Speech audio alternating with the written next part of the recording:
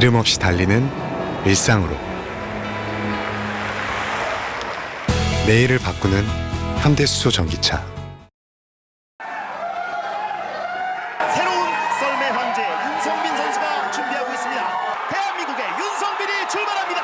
4초 62 완벽합니다. 압도적입니다. 윤성빈 무결점 주행 흠잡을 데가 없습니다. 125.6km 윤성빈 내려옵니다. 이제 거의 다 왔습니다. 윤성빈 금메달 트랙 레코드입니다. 트랙 레코드 50초 02. 50초 02. 대한민국은 썰매 황제를 보유한 나라가 됐습니다. 썰매 종목 최초일 뿐만 아니라 설상 종목 최초의 메달입니다. 대한민국의 윤성빈 금메달을 목에 걸겠습니다. 대한민국의 동계 스포츠 그리고 한국 스포츠의 모든 역사가 지금부터 새로 시작되겠습니다. 이제 대한민국은 스켈레톤 황제 보유국입니다. 금빛 세배, 많은 분들이 온 국민이 기다렸던 금빛 세배를 하고 있는 윤성빈 선수의 모습입니다. 새로운 스켈레톤 황제가 시상대 가장 높은 곳에 올라섰습니다. 썰매 천재, 썰매 괴물이 결국 세계를 정복합니다. 네, 몇 번을 다시 봐도 정말 가슴 벅찬 장면입니다. 여러분 안녕하십니까? 음력으로 1월 1일 새로운 해가 밝은 설날 아침에 스켈레톤의 새로운 황제가 탄생했습니다.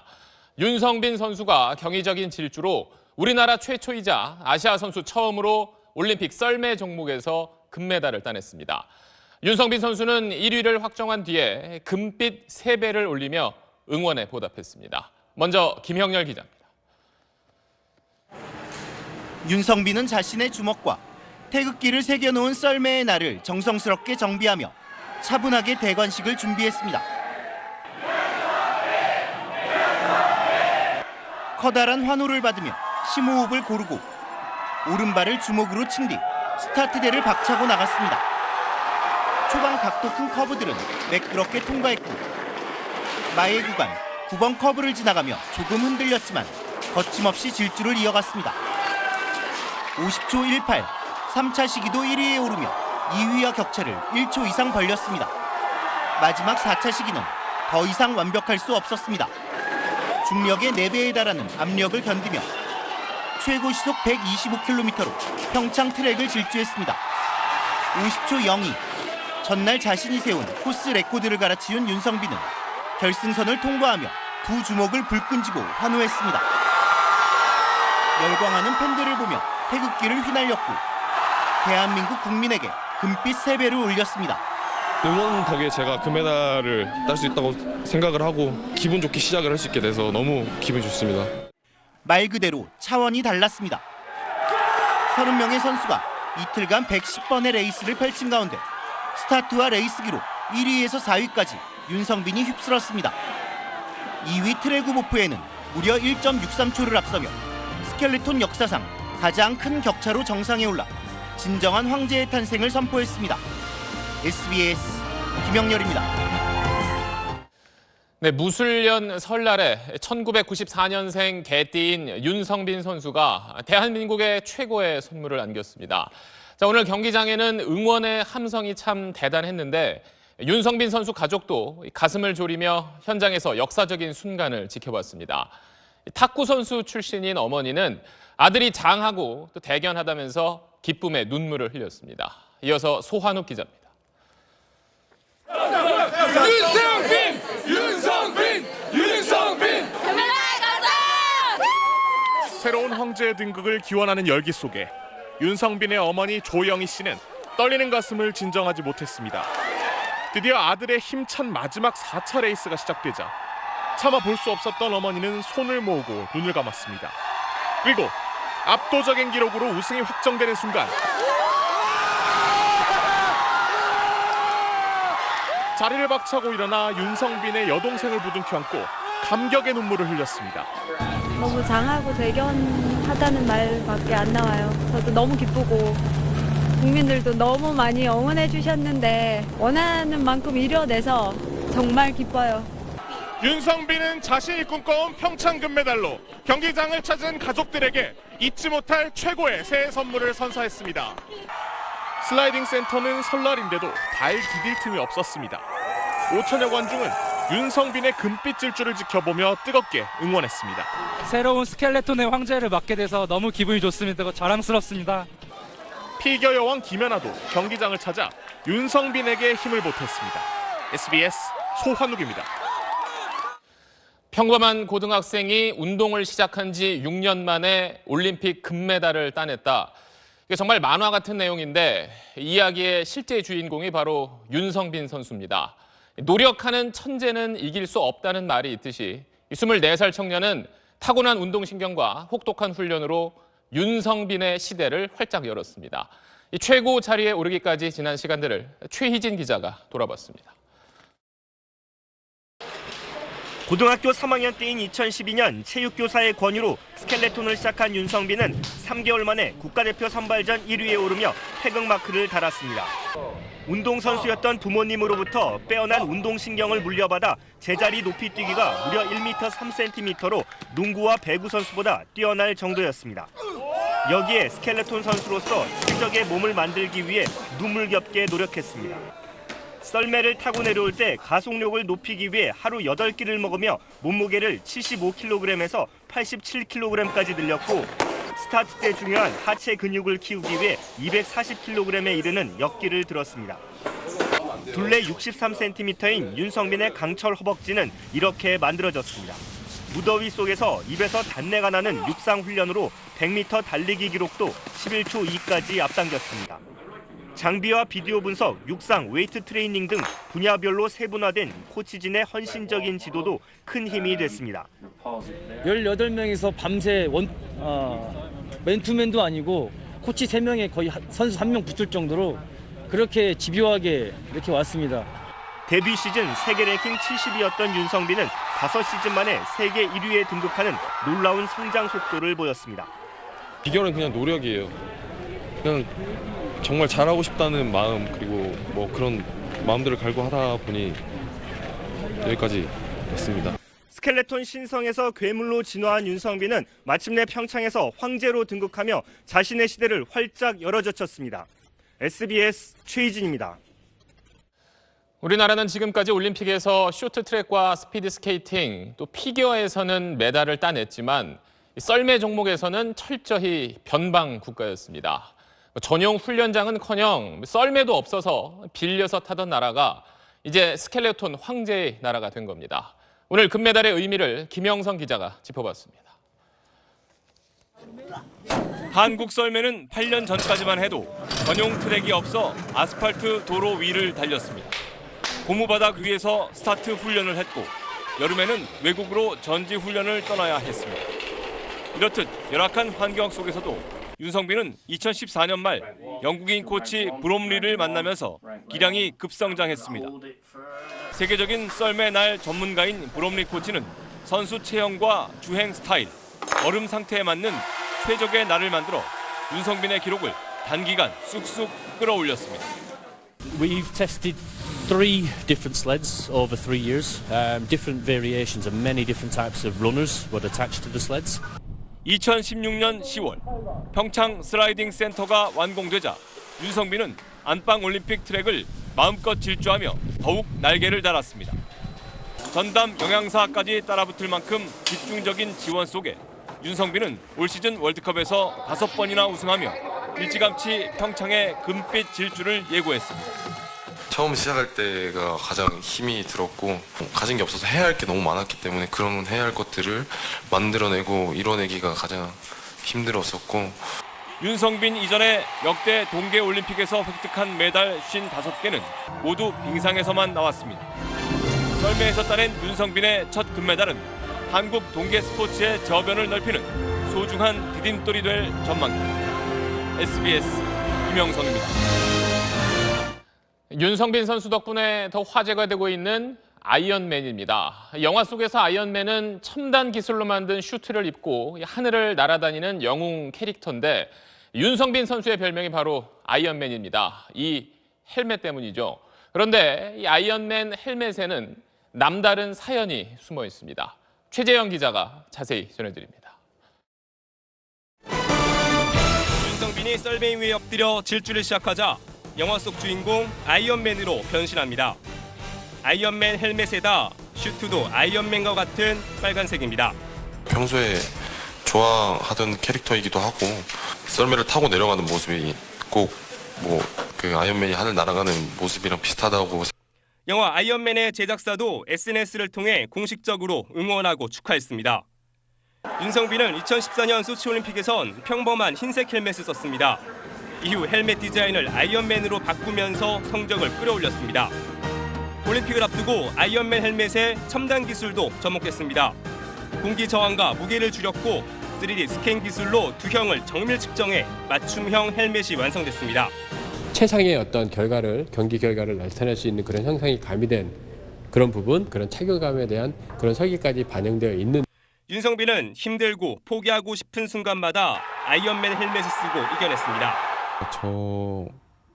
저를 상징한다고 해야 될까? 아니면 그냥 제가 이 헬멧을 쓰고 내려가야 뭔가 저인 걸 알 수 있는 그런 것 같아요.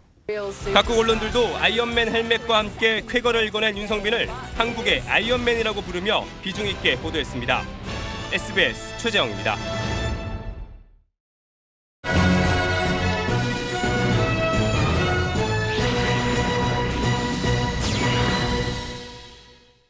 평창에서 기분 좋은 소식 계속 전해드리겠습니다. 피겨 남자 싱글의 17살 차준환 선수가 처음 출전한 올림픽 쇼트 프로그램에서 개인 최고점을 작성했습니다.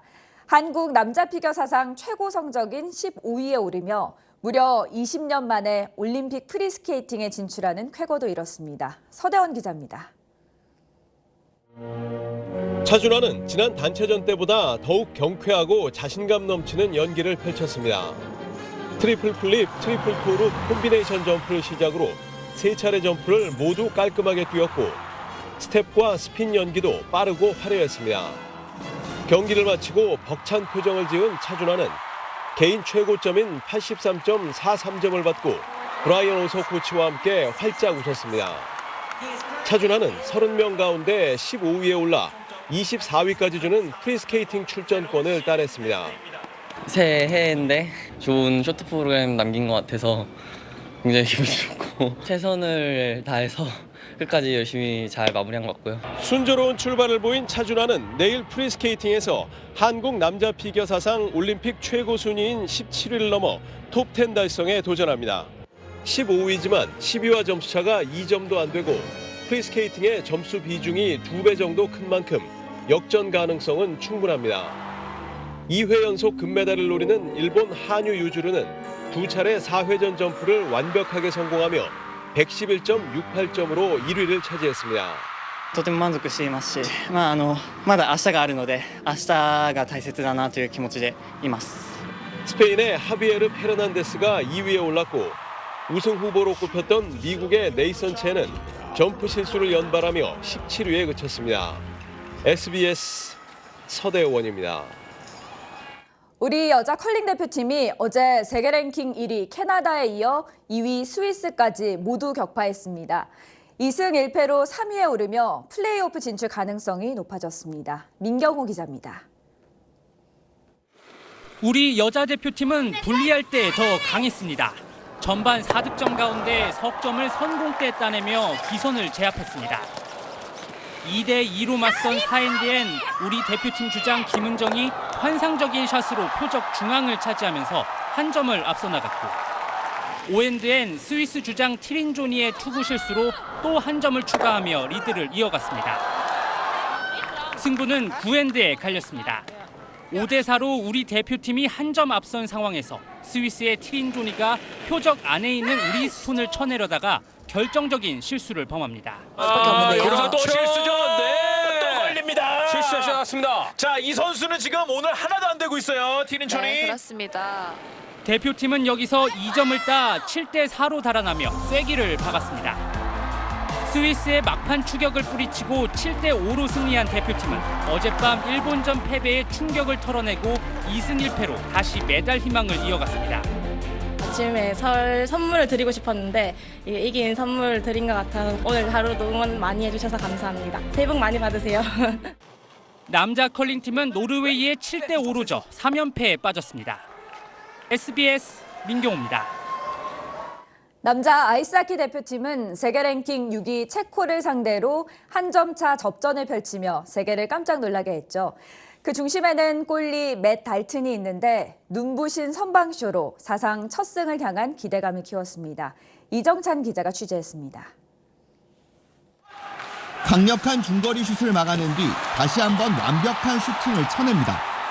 모두가 골이라고 생각한 순간 달튼은 스틱을 버리고 20kg이 넘는 보호 장비를 갖춘 채 몸을 날려 기적 같은 세이브를 해냈습니다. 아, 이건 정말 신의 경지에 올라갔습니다. 진기명지에 나와야 될 장면이에요. 달튼은 NHL 출신 선수들을 앞세운 체코의 슈팅 40개 가운데 38개를 막아내며 든든히 골문을 지켰습니다.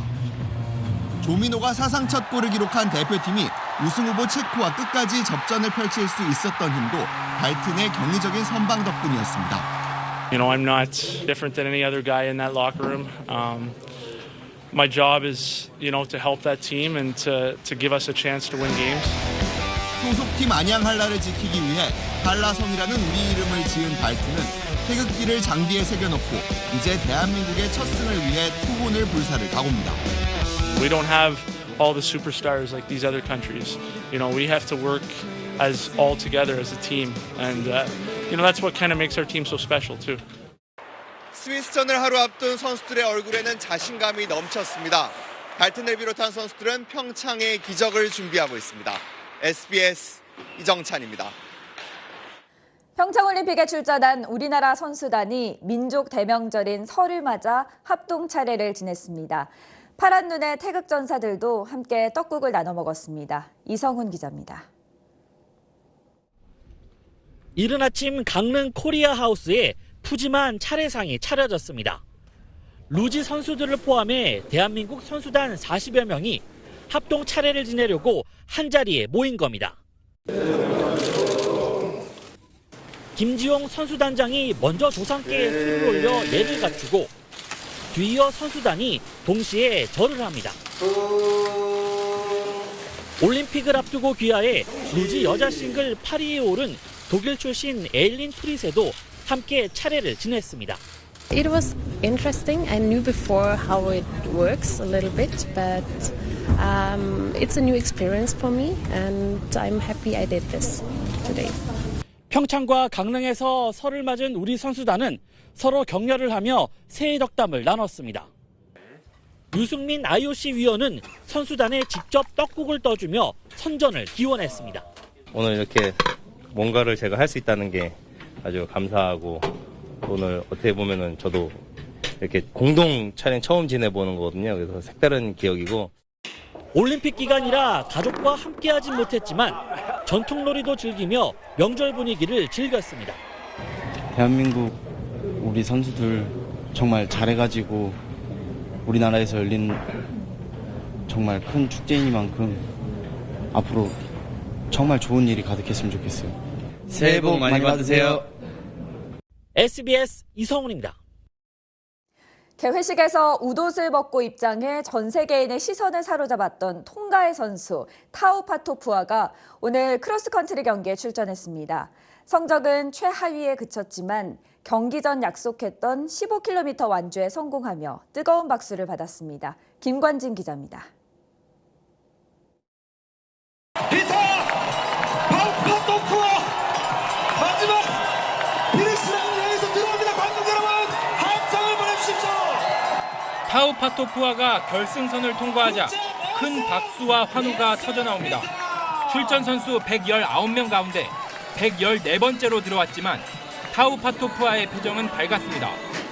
꼴찌로 들어오는 선수를 기다렸다 무동 태우며 완주를 서로 축하했습니다. The original goal was to qualify, and we qualified.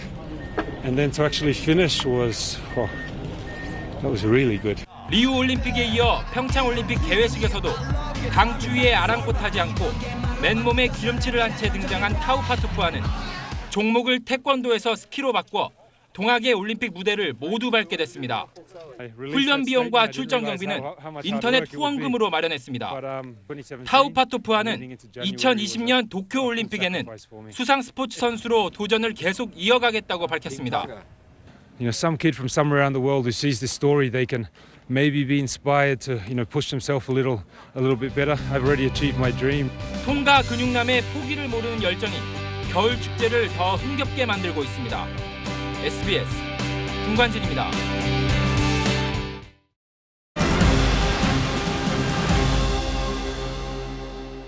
네, 잠시 뒤에 윤성빈 선수의 금메달 시상식이 있습니다. 그때 다시 현지 연결해서 보내드리기로 하고 다른 소식 몇 가지 전해드리겠습니다. 자, SBS가 설을 맞아 주요 현안에 대한 국민 생각을 들어봤습니다. 먼저 평창 올림픽을 계기로 급물살을 타고 있는 남북 관계 변화에 대한 여론과 문재인 대통령 지지도 조사 결과를 전병남 기자가 전해드립니다.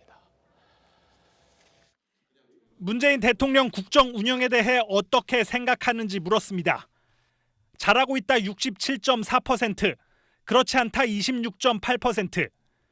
1월 말 60%대 초반까지 떨어졌던 여타 조사에 비해 소폭 반등하는 모양새입니다. 북한이 제안한 남북 정상회담에 관해선 개최 찬성 의견이 68.8%로 반대 25.9%보다 2배 넘게 높았습니다. 북한과 대화를 강조해온 문재인 정부 대북 정책에 대해서도 59.8%가 지지 의사를 밝혔습니다. 올림픽의 고위급 대표단과 선수단을 파견한 북한 행보에 대해선 차분하고 냉정한 반응이 많았습니다. 국제사회의 제재를 피하기 위한 전술일 뿐이란 부정적 평가가 67.1%, 남북관계 개선 의지를 보여줬다는 긍정평가는 28.1%에 그쳤습니다. 올림픽 전과 비교해 북한에 대한 인식의 변화가 없다는 응답이 64.1%로 압도적이었습니다. 다만 좋아졌다가 27.3%로 나빠졌다 6.9%보다는 크게 높았습니다. 미국이 북한을 선제 공격할 가능성에 대해선 양측 의견이 팽팽한 가운데 없다는 쪽이 9.2%포인트 많았습니다. 정당 지지율은 여당인 더불어민주당이 47.9%로 가장 높은 가운데 자유한국당은 새로 출범한 바른미래당을 누르고 2위를 기록했습니다. 하지만 지지하는 정당이 없다가 17.7%로 2위 정당 지지율보다도 높았습니다. SBS 전병남입니다. 또 이명박 전 대통령을 향하고 있는 검찰 수사에 대한 생각도 물어봤습니다. 적폐청산을 위해서는 필요하다는 평가가 더 많았습니다. 최저임금 정책에 대해서도 저희가 조사했는데 여기에서는 우려의 목소리가 컸습니다. 계속해서 최고은 기자입니다. 이명박 정부의 각종 의혹에 대한 검찰 수사를 어떻게 보는지 물었습니다. 적폐청산을 위해 꼭 필요하다는 응답이 73.3%로 망신주기 수사라는 응답보다 3배 이상 높았습니다. 특히 20대부터 40대는 85% 안팎이 반드시 해야 할 수사라며 검찰 수사를 압도적으로 지지했습니다. 가상화폐 정책은 잘했다는 평가가 많았습니다. 피해가 커지기 전에 적절하게 대응했다는 응답이 65.3%로 성급하게 대응해 시장을 혼란스럽게 했다는 응답보다 2배 이상 높았습니다. 부동산 대출과 재건축 시장 규제, 보유세 강화를 골자로 하는 정부의 부동산 정책에 대한 평가는 엇갈렸습니다. 수도권 집값 안정에 도움이 될 거라는 응답이 49.2%, 도움이 되지 않을 거라는 응답이 44.9%였습니다. 최저임금 인상의 경우 소비가 늘 거라는 긍정적인 기대보다는 고용이 줄고 영세사업자가 어려워질 거라는 우려의 목소리가 16.9%포인트 높았습니다. 문재인 정부 지지층도 대북, 가상화폐 정책 등에는 긍정평가율이 70% 이상이었지만 최저임금과 부동산 정책에 대해서는 긍정평가가 50%대에 그쳤습니다. 이번 조사는 지난 11일부터 14일까지 전국의 성인 남녀 1,051명을 대상으로 진행했고 표본 오차는 플러스 마이너스 3.0%포인트입니다. SBS 최고은입니다. 올해 6월 지방선거에서 최대 승부처 가운데 하나인 서울 민심은 어떤지도 들어봤습니다. 4명의 후보가 맞붙거나 아니면 1대1로 붙는 여러 가지 가상 대결에서 박원순 서울시장이 압도적이었는데 정작 연임 자체에 대한 지지도는 낮았습니다. 이 소식은 권란 기자입니다. 여야를 막론하고 서울시장 후보로 거론되는 인물 중 누가 제일 나은지를 물었습니다. 박원순 현 시장이 30.8%로 가장 높았고 오세훈 전 시장 10.4, 황교안 전 총리 9.0, 안철수 전 대표 8.2% 순이었습니다. 민주당 후보 적합도에서도 박 시장이 35.9로 15.8%를 얻은 박영선 의원보다 2배 이상 앞섰고 우상호 의원은 6.6%였습니다. 한국당 후보 적합도는 바른정당 탈당 뒤 무소속인 오세훈 전 시장 17.8, 황교안 전 총리 13.2%로 당적이 없는 인사들이 1, 2위를 차지했습니다. 3위는 나경원 의원 10.2%였습니다. 다음은 주요 정당 주자들의 가상 대결 결과입니다. 사자 대결 구도에선 한국당 후보로 누가 나오든 간에 박원순 시장이 40%대 지지율로 압도적인 우위를 보였습니다. 민주당 후보로 박영선 의원이 나설 경우 2위와 격차도 줄고 3, 4위의 순위도 바뀝니다. 야권 단일화에 따른 양자 대결 상황을 물어봤습니다.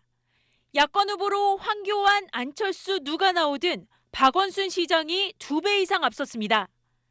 그럼에도 박 시장의 연임을 지지하느냐는 질문엔 인물 교체를 원한다는 응답이 20.2%포인트 더 많았습니다.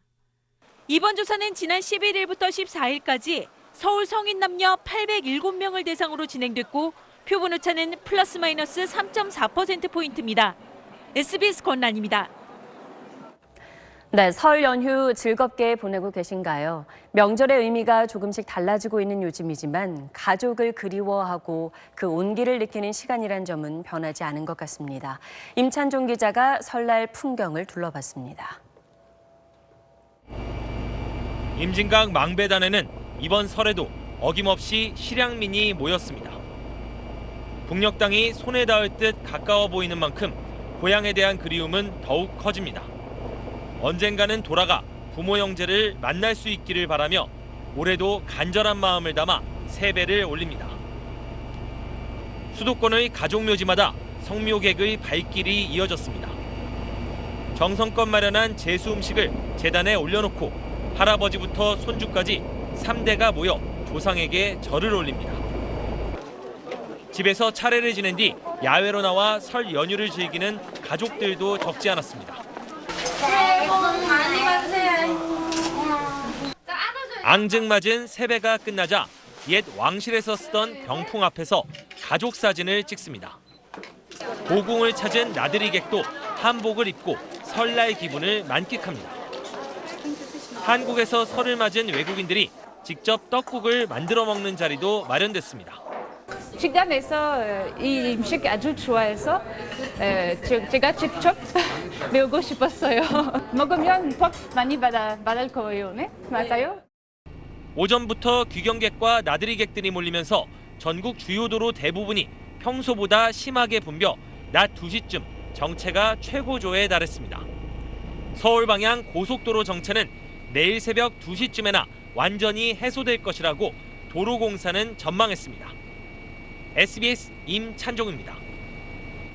설 연휴를 홀로 보내는 이들도 많이 있죠. 일하느라, 공부하느라, 그리고 농성을 이어가기 위해 명절을 반납했습니다. 김기태 기자가 만나봤습니다. 경찰 채용 시험이 한 달 남짓 다가온 노량진 학원가는 설 연휴를 잊었습니다. 많은 수험생이 명절이지만 고향 대신 막바지 시험 준비를 택했습니다. 강의실을 빽빽하게 채운 수험생들. 쉬는 시간 일부는 모의고사 성적이 나오자 게시판으로 몰려들고 일부는 책상에 고개를 파묻고 쪽잠을 청하기도 합니다. 제가 여기 선택한 이상 끝을 봐야겠다는 생각에 여기 사람들도 계속 공부를 하고 있고 하니까 그 부담감에 자꾸 못 내려가는 마음이 있는 것 같아요. 명절이면 취직은 했냐는 집안 식구들의 질문은 취업 준비생의 어깨를 더 무겁게 합니다. 더구나 부모님에게 손 벌리기가 늘 미안했던 임용고시 준비생은 이참에 고향길 대신 아르바이트를 택했습니다. 명절 때문에 아르바이트 했어요. 명절 같지 않은 심심한 느낌은 살짝 있는데 75m 높이의 굴뚝 위에 설을 맞는 이들도 있습니다. 어느덧 97일째 공장 정상화의 일념으로 고공농성을 이어가는 금속노조 파인텍지회 박준호, 홍기탁 씨입니다. 두 사람은 아침 일찍 동료가 줄에 매달아 굴뚝 위로 올려준 떡국을 먹었습니다. 가족들과 보내야 될 명절인데도 저희들 농성장을 잃지 않고 외로울까 싶어서 이렇게 찾아온 동지들 너무 고마운 마음이야. 외롭고 힘들지만 자신의 꿈과 가치를 위해 기꺼이 설 연휴를 반납한 이들에게 아쉬움은 없습니다. SBS 김기태입니다. 오늘 밀려드는 차들로 몸살을 앓은 도로에서 모세의 기적이 일어났습니다. 교통사고 현장에 출동하는 119 구급차가 나타나자 꽉 막혀있던 터널에서 운전자들이 일제히 길을 열어준 겁니다. 노동규 기자가 보도합니다. 교통사고 신고를 받은 119 구급차가 터널로 향합니다. 앞차 한두 대가 차선을 바꾸며 비켜서더니 구급차가 터널 안에 들어서자 차들은 약속이나 한 듯 두 줄로 가장자리에 붙습니다. 길을 터준 차량 행렬은 터널 끝까지 이어지고 구급차는 막힘없이 내달립니다. 이렇게 차들이 일제히 길을 터준 덕에 교통사고로 다리를 심하게 다친 52살 조모 씨는 신속히 구조됐습니다. 저 멀리 보니까 차가 쫙 막혀 있더라고요. 아, 늦겠다 싶었는데 갑자기 양쪽으로 쫙 피항을 해주시길래 바로 갈 수 있었어요. 가슴이 뭉클하고 너무 감사했습니다. 오늘 오후 3시 반쯤엔 전남 구례군 지리산 자락 야산에 불이 나 3시간 만에 꺼졌습니다. 불이 난 곳은 지리산 천은사에서 900m 정도 떨어진 곳으로 소방당국은 성묘를 하던 중 촛불이 넘어져 불이 붙었다는 신고를 바탕으로 화재 경위를 조사하고 있습니다. 어제 낮 12시 45분쯤엔 충남 청양읍에서 배수관에 갇혔던 46살 남성이 4시간 만에 구조됐습니다. 이 남성은 기르던 개가 배수구에 뛰어들어 따라 들어간 뒤 빠져나오지 못하다 인근을 지나던 경찰에 발견됐습니다. SBS 노동규입니다. 네, 지금 평창에서 윤성빈 선수 시상식이 시작됐습니다. 배성재 캐스터가 전해드립니다. 평창 올림픽 플라자에서 펼쳐지는 남자 스켈레톤 메달 시상식을 생중계해드리겠습니다. 캐스터 배성재입니다. 이세중 해설위원과 함께 전해드리겠습니다. 윤성빈 선수가 메달 플라자에 입장하면서 많은 관중들에게 이제 인사를 할 시간이 됐습니다. 네, 그렇습니다. 지금까지 전 세계 여러 곳 북미 지역과 유럽 지역에서는 이미 대한민국의 애국가가 많이 울려 퍼졌지만 대한민국 평창, 정말 대한민국에서 썰매 종목으로 애국가가 울려 퍼지는 것은 공식적으로 오늘이 처음입니다. 그렇습니다. 대한민국이 동계 올림픽에서 빙상 종목에서는 메달이 있었습니다만 사상 최초의 설상 종목 메달이 이제 수여되겠습니다. 자, 설상 종목으로 분류되기도 합니다만 이제는 얼음 트랙이기 때문에 많은 분들이 왜 썰매가 설상이지라고 물어보시는 분들도 있거든요. 네, 그렇죠. 하지만 최초의 동계 올림픽부터 스위스 생모리츠는 지금까지도 얼음 트랙, 눈으로 경기장을 만들어서 깎아서 경기장을 만들기 때문에 아직까지도 설상 종목으로 구분되고 있는 이유가 되는 것이죠. 네, 눈에서 출발했던 썰매 종목입니다. 자, 유승민 IOC 선수위원이 윤성빈 선수에게 메달을 수여하게 되겠습니다.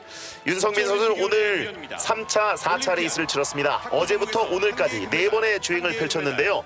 2위인 러시아의 트레구보프 선수와 1초 63이나 차이가 나게 되면서 엄청난 압도적인 승리를 거뒀습니다. 네, 그렇습니다. 지금 소개되고 있는 분은 그 국제 봅슬레이 스켈레톤 연맹의 회장인데요. 이보 그 회장님이 직접 또 메달 수여를 위해서 오셨군요. 네, 이보 페리안이 IBSF 회장입니다. 네, 그렇습니다. 대한민국 사상 최초 그리고 아시아 최초 썰매 종목의 첫 메달이자 첫 금메달입니다. 네. 세계 스켈레톤의 중심으로 대한민국이 우뚝 섰고 대한민국의 평창 그 가장 높은 곳에 이제 대한민국의 윤성빈 선수가 올라서겠습니다. 그렇습니다. 자, 먼저 동메달리스트가 소개됩니다. 영국의 도미닉 에드워드 파슨스입니다.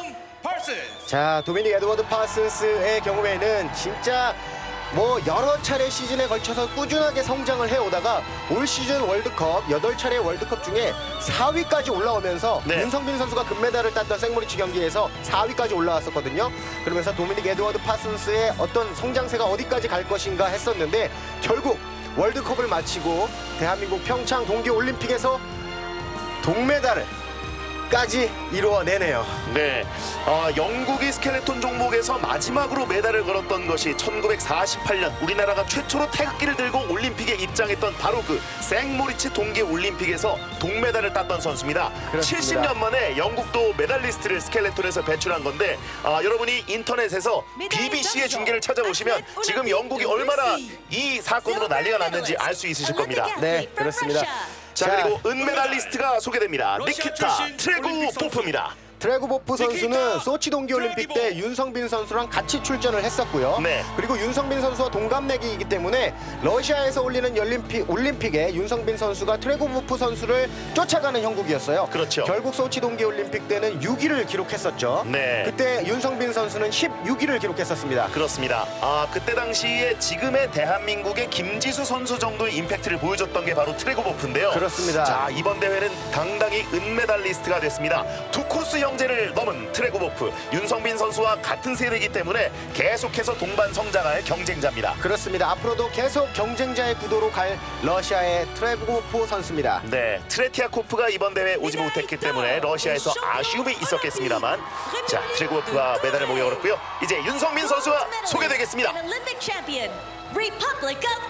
자, 여러분 그대로 현장의 분위기 느껴보시죠. 올림픽 챔피언 대한민국 윤성빈!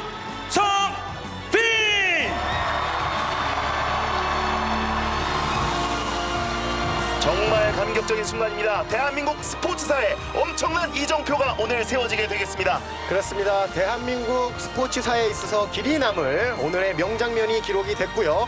그리고 썰매의 역사의 또 한 페이지가 새롭게 금 역사로 장식이 되었습니다. 그렇습니다.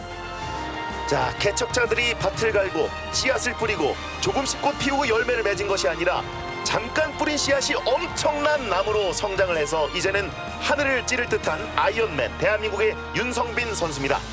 금메달을 빼꼼 쳐다봤는데요. 빅살스러운 표정으로 쳐다봤죠. 네, 마치 아이언맨의 그 아크 원자로 같군요. 가슴에 달려있는 모습이요. Ladies and gentlemen, the anthem of the Republic of Korea. 대한민국의 여러분, 애국가 연주가 있겠습니다. 연주가 있겠습니다.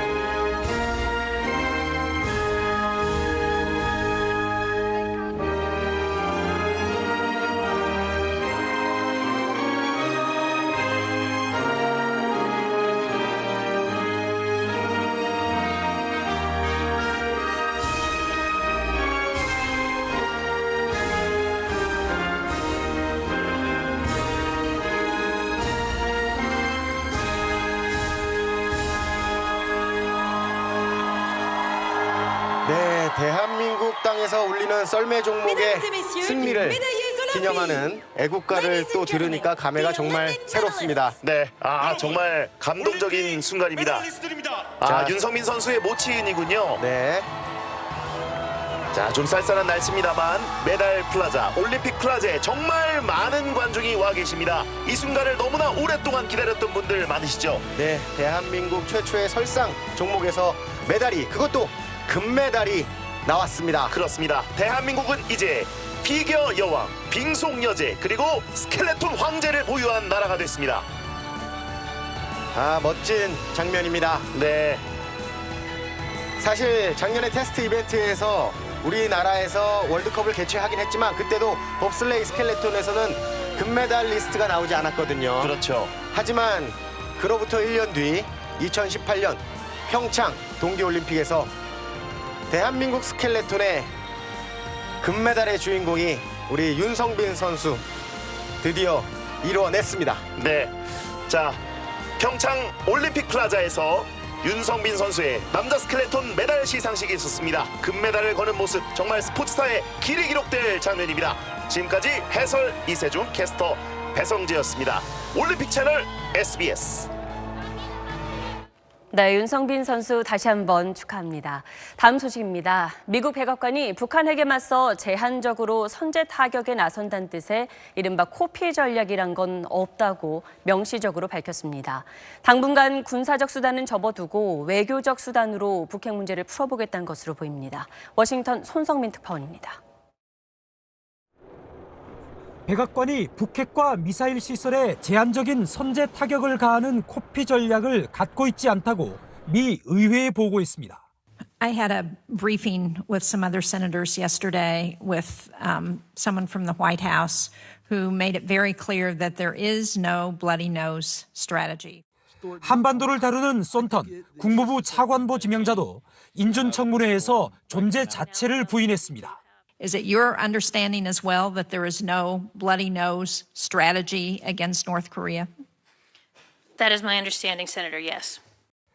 대북 강경파인 맥메스터 백악관 국가안보회의 보좌관이 밀어붙인 걸로 알려졌고 빅터 차 주한 미국 대사 내정자 낙마시 이견이 표출된 코피 전략의 공식 폐기 선언입니다.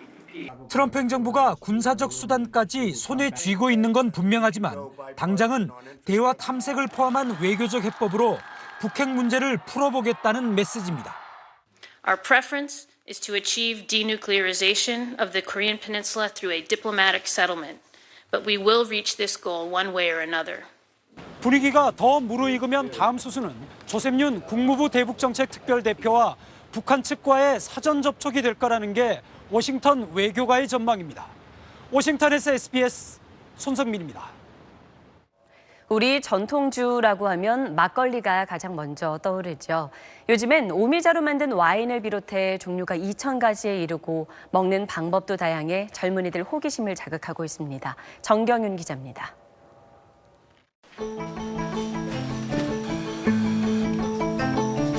쌀, 물, 누룩 이 세 가지 원료로 떡을 만들고 발효를 시킵니다.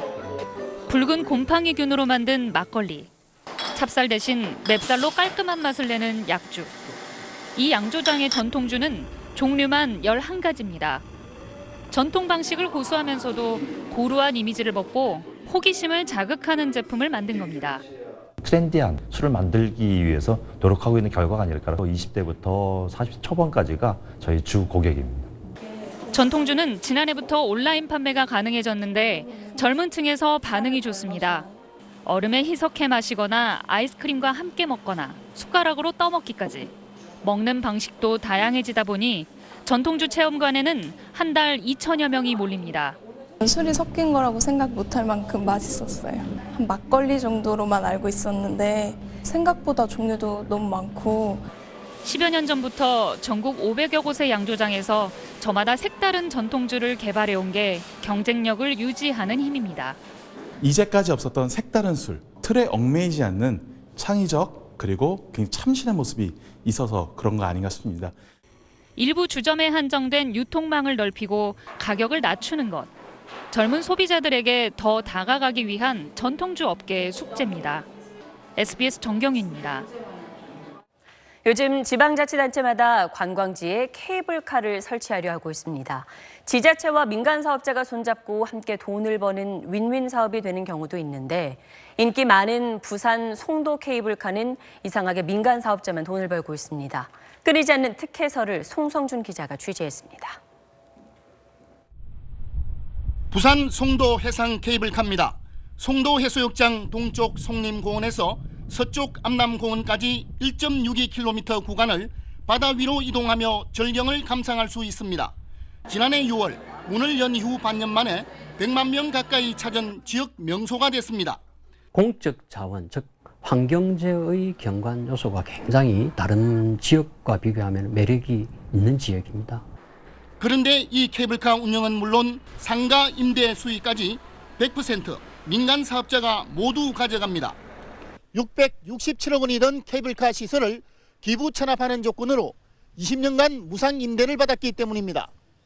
법적으로 허용되는 최대 임대 기간을 보장받은 겁니다.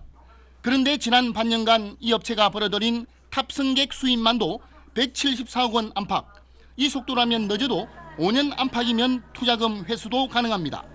탑승객 수는 174억 정도, 그 임대료나 그 전세금 수익까지 한다고 하면 한 3년에서 5년 이내에 충분히 사업비를 확보하고 남는다라고 전 본 의원은 생각하고 있습니다. 사업비를 모두 확보한 이후에도 10수년간 모든 수입을 업체가 오롯이 챙겨가는 황금알을 낳는 거위가 된다는 얘기입니다. 그런데도 해당 지자체는 애초 이 사업을 추진하면서 공모 절차를 거치지 않고 몇몇 기업에만 제안했습니다. 사업 자체가 경영마인드를 가지고 사업자를 찾아가지고 인정치를 하러 다니는데 그걸 공모 절차는 있을 수가 없다니까. 공모하게 되면 복잡한 여러 가지 부분이 있을 것 같고. 특혜설이 끊이지 않는 이유입니다. 이뿐만이 아닙니다. 케이블카 운영회사는 주민 생활체육공원으로 활용하기로 한 부산시 부지를 용도 변경해 주차장 시설로 이용하도록 허가받았습니다. 상하부 정류장 시설도 정부와 부산시로부터 싼 가격에 불화받았습니다. 이런 특혜설에 대해 해당 지자체인 부산서구청은 특혜는 전혀 없었다며 모든 과정은 법적 절차에 따라 이루어졌다고 설명했습니다. SBS 송성준입니다.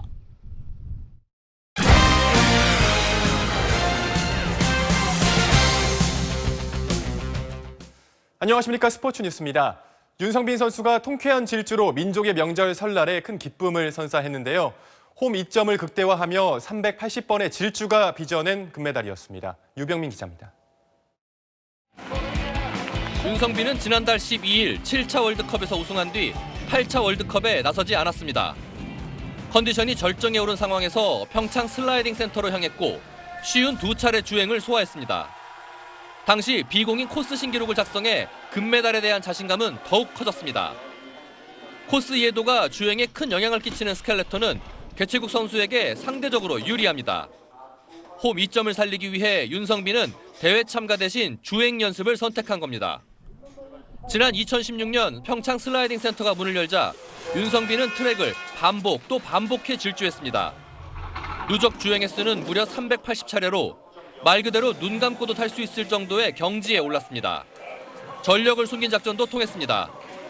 경쟁자들이 속속 평창에 도착한 이달 초 윤성빈은 진천 선촌에서 체력 훈련과 스타트 연습을 소화하며 오로지 자신에게만 집중했습니다.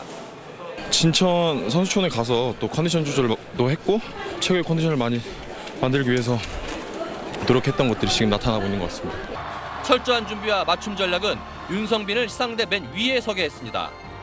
SBS 유병민입니다.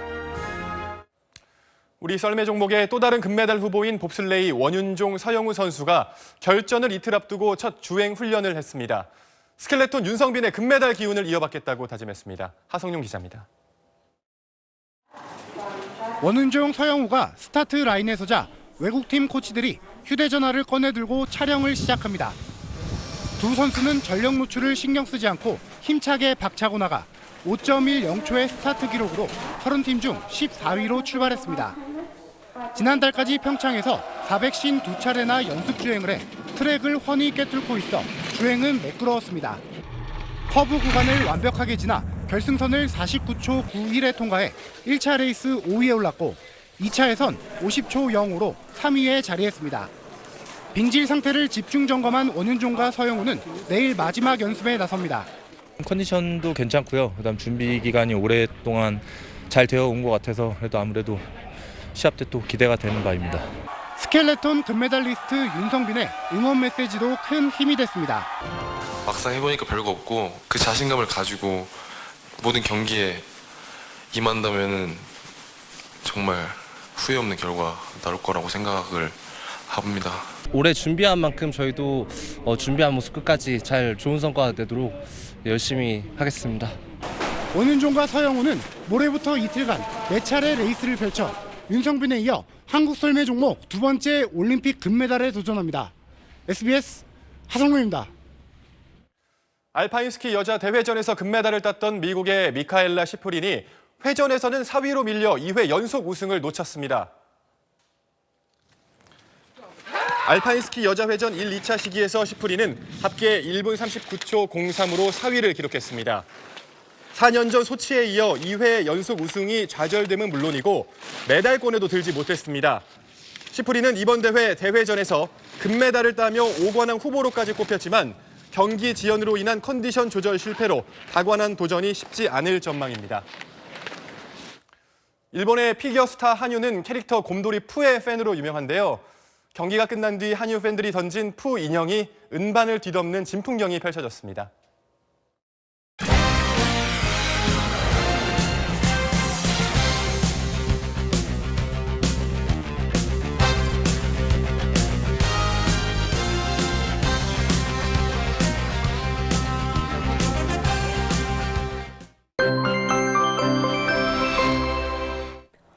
설날인 오늘도 날씨가 참 좋았는데요. 내일은 찬바람이 불면서 조금 추워지겠습니다. 내일 서울의 아침 기온은 영하 7도, 올림픽이 열리고 있는 평창 지역도 영하 12도 안팎까지 내려가겠고요. 한낮 기온은 서울이 영상 2도로 평년 기온을 조금 밑돌겠습니다. 날은 점점 건조해지고 있습니다. 특히 영동 지방으로는 연일 건조 경보가 이어지는 만큼 화재 예방에 각별히 유의하셔야겠습니다. 내일도 대체로 맑은 가운데 강원 지역으로는 한파주의보가 이어지겠습니다. 남부지방은 오전까지 미세먼지 농도가 높아질 수 있겠습니다. 일요일과 월요일 사이에는 제주 지역에 눈과 비 예보가 있습니다. 날씨였습니다. 네, 남은 설 연휴 동안에도 오늘처럼 감동적인 또 기분 좋은 메달 소식 더 자주 들려왔으면 좋겠습니다. 새해 복 많이 받으십시오. 뉴스 마치겠습니다.